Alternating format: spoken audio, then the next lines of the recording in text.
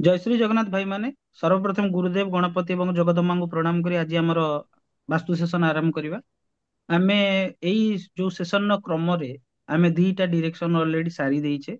जदि गोटे नुआ प्लॉट जनकर अछि एवं सीए निजर घर निर्माण करबा को चाहूची से किभଳି भाबरे प्राक स्टेप पूर्व स्टेप कोन कोन मुंडे रे रखी कि कामटा कले से आजीवन से घरर वास्तुर बेनिफिट्स गुड़िक पाइपर से विषय आमे आलोचना क्रमटा रखीचु। ସେହି କ୍ରମରେ ଆମେ ସାରି ଦେଇଛୁ ପୂର୍ବ ଏବଂ ପଶ୍ଚିମ ମୁଖା। ଆଜି ଆମେ ପଢୁଛେ ଉତ୍ତର ମୁଖା ଭୂଖଣ୍ଡ ଏବଂ ଗୃହର ପ୍ଲଟ। ଆମେ ସମସ୍ତେ ଜାଣିଛେ ଯେ ବାସ୍ତୁ କରିବାକୁ ଗଲେ ତାର ମହାଦ୍ୱାର ଏବଂ ତାର ଯୋଉ ଭୂଖଣ୍ଡର ଯୋଉ ପଟେ ରାସ୍ତା ଅଛି ସେଟା କେତେ ମାତ୍ରାରେ ଇମ୍ପୋର୍ଟାନ୍ସ ବା ମାଇନେ ରଖୁଛି। ଆଜି ଆମେ ଉତ୍ତରମୁଖୀ ଭୂଖଣ୍ଡର କ୍ରମଟା ପଢିବା ଏବଂ ସେଇର ଇଏଟା ଜାଣିବା। ତ ଉତ୍ତରମୁଖୀ ଭୂଖଣ୍ଡର ସବୁଠୁ ମେନ୍ ଇମ୍ପୋର୍ଟାଣ୍ଟ ଜିନିଷଟା କଣ? ଭାଇ ଉତ୍ତର ଦିଗର ଅଧିପତି ହେଉଛନ୍ତି ବୁଦ୍ଧ। ବୁଦ୍ଧ ଏବଂ ଦେବତା ହଉଛନ୍ତି ବୁଦ୍ଧରୁ ଆମେ କଣ ଦେଖୁ? ଏବେ ଆପଣ ମାନେ ଦେଖିପାରୁଛନ୍ତି ରାଜବାବୁ ଟିକେ N1 ଟାକୁ ରେଡ ମାର୍କ କରିଦେବେ। ହଁ N1 ଟାକୁ ଗୋଲ ବୁଲେଇ ଦେବେ ଏବଂ N8 ଟାକୁ ୟେଲୋ କରିଦିଅନ୍ତୁ।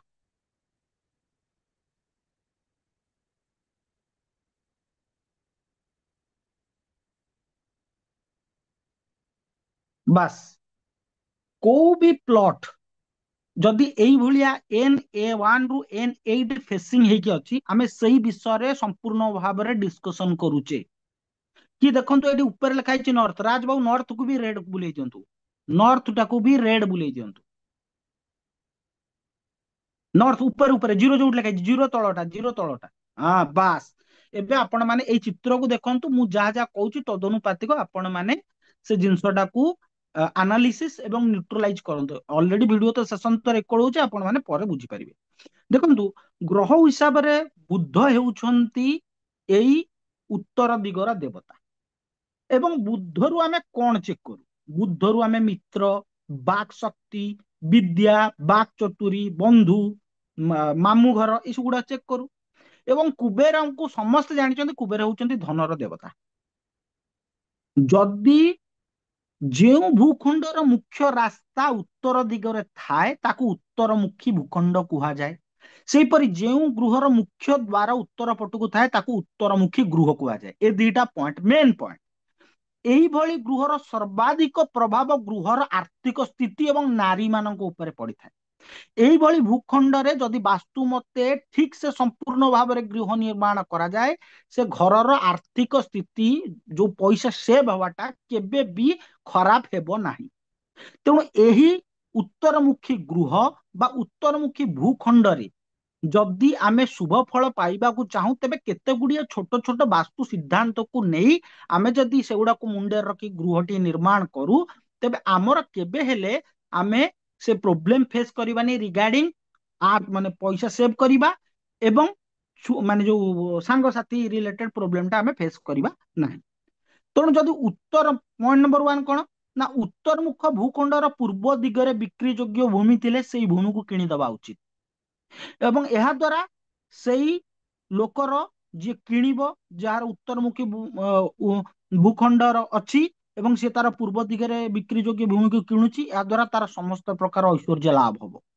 ଉତ୍ତରମୁଖ ଭୂଖଣ୍ଡ ଉପରେ ଅବସ୍ଥିତ ଗୃହର ଉତ୍ତର ଓ ପୂର୍ବ ପଟରେ ଅଧିକ ଖାଲି ସ୍ଥାନ ଯଦି ଛଡାଯାଏ ତାହେଲେ ସିଏ ସେଇ ଅନ୍ତେବାସୀ ମାନଙ୍କୁ ଐଶ୍ୱର୍ଯ୍ୟ, ସୁଖ, ସମ୍ପଦ, ସନ୍ତୋଷ ପ୍ରଦାନ କରିବା କଥା ହିଁ କରିବ।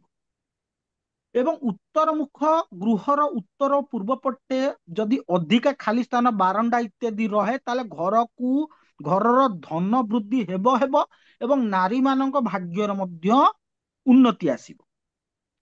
ଉତ୍ତରମୁଖ ଗୃହର ଜଳ ଐଶାନ୍ୟ କୋଣ ଦେଇ ଯଦି ନିଷ୍କାସନ ହେବାର ବ୍ୟବସ୍ଥା କରାଯାଏ ବହୁତ ହି ଶୁଭପ୍ରଦ।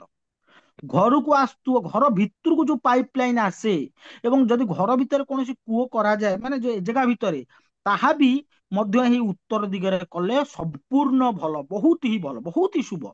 ଉତ୍ତରମୁଖ ଗୃହର ମୁଖ୍ୟ ଦ୍ୱାର ଉତ୍ତର ଈଶାନ୍ୟ ଦିଗରେ ବାସ୍ତୁ ସିଦ୍ଧାନ୍ତ ଅନୁକୂଳ ସ୍ଥାନରେ କରାଯାଏ ତାହେଲେ ଉତ୍ତର ଦିଗ ଘରର ଆମେ କୋଉଠି କରିବା এইଠି ରାଜବାବୁ କାଇଣ୍ଡଲି ମୁଁ ଏଇଠି ରାଜବାବୁଙ୍କୁ ରିକ୍ୱେଷ୍ଟ କରିବି, ଯୋଉମାନେ ଉତ୍ତର ଦିଗରେ ଘର କରିବାକୁ ଚାହୁଁଛନ୍ତି ସେମାନେ M3 N4 ଜୋନ୍, କାଇଣ୍ଡଲି ରାଜବାବୁ ସେ ଦିଟାକୁ ୟେଲୋ କରିଦିଅନ୍ତୁ, M3 N4 ଜୋନ୍ କୁ। ଆଉ ରାଜବାବୁ ଅଲରେଡି N8 ଜୋନ୍ କୁ ୟେଲୋ କରିଦେଇଛନ୍ତି। ଏଇ ତିନିଟା ହଉଛି ଉତ୍ତରମୁଖୀ ଭୂଖଣ୍ଡର ମହାଦ୍ୱାରର ଏଇ ଜାଗାରେ ଯଦି ମହାଦ୍ୱାର ରହେ ତାହେଲେ ସେ ଉତ୍ତରମୁଖୀ ଭୂଖଣ୍ଡ ବା ଉତ୍ତରମୁଖୀ N3 କୁ ବି ଗୋଲ ବୁଲାନ୍ତୁ ରାଜବାବୁ, ଯଦି ରହେ ତାହେଲେ ନିଶ୍ଚିତ ଭାବରେ ଆପଣ ମାନେ ଯୋଉମାନେ ମାନେ ଘର କରିଥିବେ ସେମାନେ ତାର ବାସ୍ତୁଜନିତ ଶୁଭ ଫଳ ଗୁଡିକ ପ୍ରାପ୍ତ କରିବେ। ଏବଂ ଉତ୍ତରମୁଖ ଗୃହର ମୁଖ୍ୟ ଦ୍ୱାର ଯଦି ସେଇ ଏଇ M3 N4 ଏବଂ N8 ଏଇ ତିନିଟା ଜାଗାରେ ରହେ ତାହେଲେ ଘରର ସନ୍ତାନ ମାନେ ମେଧାବୀ ହେବେ, ଘରେ ସୁଖ ଶାନ୍ତି ରହିବ, ହସ ଖୁସି ରହିବ, କାରଣ ବୁଧ ହଉଛନ୍ତି ହସ ଖୁସି ମଜାକର ପ୍ରତୀକ। ଠିକ ଅଛି। ଯଦି ଉତ୍ତର ମୁଖ ଗୃହର ଉତ୍ତର ପାର୍ଶ୍ଵରେ ଖାଲି ସ୍ଥାନ ନଥାଇ ଦକ୍ଷିଣ ଦିଗରେ ଖାଲି ସ୍ଥାନ ଥାଏ, ଆଉ ସେଇ ଗୃହ ଯଦି ହସ୍ତାନ୍ତରିତ, ଯଦି ଭାଇ ଦେଖ ଉତ୍ତରମୁଖୀ ଗୃହ କଲା ବେଳେ ଏଇ ଯେମିତି ଉତ୍ତରମୁଖୀ ପ୍ଲଟ ଟା ଥିବ, ତମେ ଉତ୍ତର ପାର୍ଶ୍ଵରେ ଯେମିତି ହେଲେ ଖାଲି ସ୍ଥାନ ଛାଡିବ। ଯଦି ତମେ କଣ କରିବ ନା ଉତ୍ତରମୁଖୀ ଘର କଲା ବେଳେ ଦକ୍ଷିଣ ଦିଗରେ ଖାଲି ସ୍ଥାନ ଛାଡିଦବ, ମାନେ ତାର ଠିକ ଅପୋଜିଟ ଡିରେକ୍ସନ ରେ ଯଦି ତମେ ଖାଲି ସ୍ଥାନ ଛାଡିଦବ, ସେ କଣ ହବ ନା ସେ ଘରଟା ବିକ୍ରି ହେଇଯିବ, ଲୋନରେ ଫସିଯିବ, ସେ ଆଉ କିଏ କିଣି ନବ, ନହେଲେ ଶୀଘ୍ର ଭାଙ୍ଗିଯିବ। ଦୋଷ ନିବାରଣ ପାଇଁ ଦକ୍ଷିଣ ପାର୍ଶ୍ଵରେ ଛଡା ଯାଇଥିବା ଖାଲି ସ୍ଥାନ ଉପରେ ନିର୍ମାଣ କାର୍ଯ୍ୟ କରିଦେବା ଆବଶ୍ୟକ। ଯଦି କୌଣସି ଲୋକର ଉତ୍ତରମୁଖୀ ପ୍ଲଟ ଅଛି ଏବଂ ଦକ୍ଷିଣ ସ୍ଥାନରେ ତାର ଖାଲି ଜାଗା ଅଛି, ତାହେଲେ କଣ ସେଟା ଦକ୍ଷିଣ ପାର୍ଶ୍ଵରେ ଛାଡି ଯାଇଥିବା ଖାଲି ସ୍ଥାନ ଉପରେ ତମେ କଣ କରିବ ନା ବାସ୍ତୁ ଶାସ୍ତ୍ର ଅନୁମୋଦିତ ଲୋକମାନଙ୍କର ଶାସ୍ତ୍ର ମତ ନେଇ ତା ଉପରେ ଯଦି ନିର୍ମାଣ କାର୍ଯ୍ୟ କରିବ, ଦକ୍ଷିଣ ଦିଗଟାକୁ ପୁରା ମୋ ହିସାବରେ ତ ଦକ୍ଷିଣ ଦିଗରେ ଉତ୍ତରମୁଖୀ ଭୂଖଣ୍ଡର ପ୍ଲଟରେ ତ ଦକ୍ଷିଣ ଦିଗ ଛାଡିବା କଥା ଟୋଟାଲ ନୁହଁ। କାହିଁ ଛାଡି କରିବ, ପୁରା ଦକ୍ଷିଣକୁ ମଡେଇ କରିବ, ଯେମିତି ଯୋଉ ପାଚିରୁ 3-4 ଇଞ୍ଚ ଥିବ। ତାପରେ ନୂତନ ନିର୍ମାଣରେ ଉଚ୍ଚତା ପୂର୍ବ ଅପେକ୍ଷା ଅଧିକା ହେବା ଉଚିତ।